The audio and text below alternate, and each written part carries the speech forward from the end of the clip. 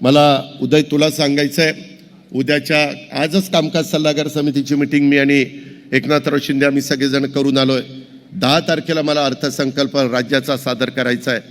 त्याबद्दल तू जरा माहिती घेऊन, एक गोष्ट खरी आहे त्यांनी सांगितलेली आहे की दिल्लीत जो माझा महाराष्ट्रीयन माणूस राहतो त्यांच्याकरता एक अशी जागा पाहिजे की त्यांना तिथं एकत्र भेटता आलं पाहिजे, बोलता आलं पाहिजे, चर्चा करता आली पाहिजे। अशा प्रकारचं काही सभागृह आणि काही जागा ही तिथं आहे का, तिथं आपल्याला उपलब्ध होईल का, ते उदय जरा बघ। त्याला किती कोटी रुपये लागू दे, उद्याच्या 10 तारखेला तो आकडा तिथं सभागृहामध्ये सांगितला जाईल। आणि अतिशय उत्तम म्हणजे ह्या साहित्य संमेलनाच्या निमित्तानं दर्डा साहेबांनी ती गोष्ट लक्षात आणून दिल्यानंतर एकनाथराव शिंदेंच्या साहेबांच्याही ते मनात आहे, देवेंद्रजींच्या पण मनात आहे, ते काही आपल्याला अशक्य नाही।